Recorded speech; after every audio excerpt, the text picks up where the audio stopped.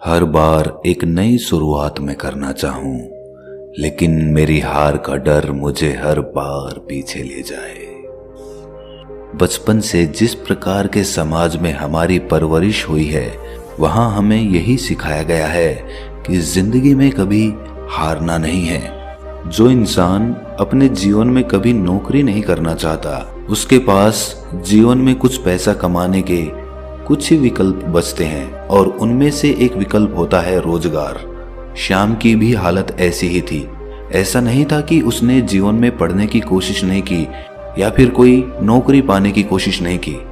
बचपन से ही वो पढ़ाई लिखाई में इतना तेज नहीं था, इसीलिए उसे अच्छी नौकरी नहीं मिल पाई। और जो नौकरी उसे मिली उसमें उसको वेतन तो कम मिलता था, लेकिन उससे मेहनत ज्यादा करवाई जाती थी। उस वेतन में उसका अपना खर्च भी नहीं चल पाता था, तो वो अपने परिवार का खर्च कैसे चलाता। घर में उसकी पत्नी थी, उसके बच्चे थे, उसके माता पिता थे। इतने लोगों का पेट पालना, वो भी मामूली वेतन के साथ, और वो भी इतनी महंगाई में, वो उसके लिए नामुमकिन सा हो गया था। इसीलिए उसने एक बार हिम्मत करके अपनी नौकरी छोड़ने का निर्णय लिया। नौकरी छोड़ने के बाद उसने कारोबार करने का फैसला लिया। लेकिन कारोबार के लिए तो धन चाहिए, पैसा चाहिए, और वो उसके पास था नहीं, तो वो कारोबार कैसे करता। इसीलिए उसने कारोबार करने के लिए अपने सगे संबंधियों और अपने दोस्तों से धन उधार ले लिया। उसने उस काम को ऊंचाइयों तक पहुंचाने के लिए भरपूर जानकारी इकट्ठी कर ली थी। इसीलिए उसे इस बात का विश्वास था कि वो इस काम को एक नई ऊंचाई प्रदान कर सकता है। काम शुरू करने के बाद कुछ दिन तो काम पूरे जोरों पर चला, लेकिन कुछ दिनों के बाद उसका काम ठंडा पड़ता आ गया। अब दिन रात उसके सर पर यही चिंता सवार रहती कि वो अपने दोस्तों और अपने सगे संबंधियों का धन कैसे वापस करेगा। उसे इस बात की बहुत चिंता हो गई थी, इसीलिए वो शराब भी पीने लग गया था। कहते हैं कि जब नाश मनुज पर छाता है तो पहले विवेक मर जाता है। मतलब जब भी किसी पर समस्या आती है तो सबसे पहले उसका विवेक यानी कि उसकी बुद्धि मर जाती है, और यही श्याम के साथ हो रहा था। अब उसके अपने परिवार के साथ लड़ाई झगड़े भी बढ़ने लगे थे। दिन दिन बीतने के साथ उसकी हालत और भी ज्यादा खराब होती जा रही थी। अब उसके सगे संबंधियों और उसके दोस्तों ने अपना धन वापस मांगना शुरू कर दिया, लेकिन उसके पास धन वापस देने के लिए तो बचा ही नहीं था। जो कुछ धन बचा था वो उसको शराब में उड़ा रहा था। जब बार बार मांगने पर भी उसने उनका धन नहीं लौटाया, तो वो उसके घर पर पहुंचने लग गए। अब रात दिन उसके घर पर कर्जदारों की कतार लगी होती थी। कुछ दिन तो श्याम ने उन्हें ये कहकर टाल दिया कि अभी कुछ दिनों में मैं आपका पैसा वापस कर दूंगा, लेकिन कुछ दिनों के बाद भी बंदोबस्त होने की कोई संभावना उसे नजर नहीं आ रही थी। बात अब लड़ाई झगड़े तक पहुंचने लगी थी। रोज अलग अलग लोगों के साथ गाली गलौज और लड़ाई झगड़े से श्याम बहुत परेशान हो गया था। वो अपने जीवन से पूरी तरह निराश हो चुका था। वो अक्सर यही सोचा करता था कि इंसान से अच्छा तो जानवरों का जीवन होता है। ऐसे ख्यालात पनपने के कारण उसके अंदर आत्महत्या करने के विचार आने लगे थे, लेकिन अपने परिवार को अपने ऊपर ही निर्भर पाकर वो ये कदम नहीं उठा पाता था। लेकिन अब परिस्थितियां और भी भयानक रूप लेने वाली थी। कुछ ही दिनों के बाद उसकी पत्नी की भी मौत हो गई, और अब वो अपने बच्चों और अपने माता पिता के साथ अकेला ही बच गया था। पहले तो उसकी पत्नी उसे हिम्मत दे दिया करती थी, लेकिन अब उसे हिम्मत देने वाला कोई भी नहीं था। इसीलिए एक दिन रात के समय अपने दोनों बच्चों को सुलाकर वो पहाड़ी की ओर चल पड़ा।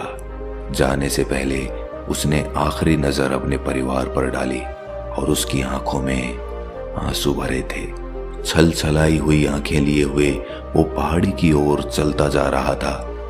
अब बस वो अपने शरीर से, अपनी जिंदगी से, अपनी रूह से आजादी चाहता था, और ये आजादी उसे मौत ही दिला सकती थी। जब वो उस पहाड़ी की ओर जा रहा था तो रास्ते में उसने एक चिता के पास एक बौद्ध भिक्षु को बैठे हुए देखा।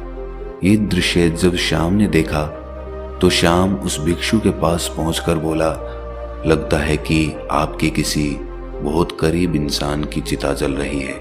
ये सुनकर बौद्ध भिक्षु ने श्याम की तरफ देखा और मुस्कुराते हुए कहा कि नहीं, मैं तो जानता भी नहीं हूं कि ये चिता किसकी है। ये सुनकर श्याम चौंक कर बोला, तो फिर आप इतने ध्यान से ये चिता क्यों देख रहे हैं? ये सुनकर बौद्ध भिक्षु ने कहा कि इस जलती हुई चिता को देख रहा हूं। इंसान पूरी जिंदगी जीतने की कोशिश में लगा रहता है, ये पता होते हुए कि मौत सबसे बड़ी हार है। जब आपको पता है कि मौत निश्चित है, मौत परम सत्य है, मौत को कोई नहीं टाल पाया, तो फिर जीवन में किसी भी जीत या किसी भी हार के क्या मायने रह जाते हैं?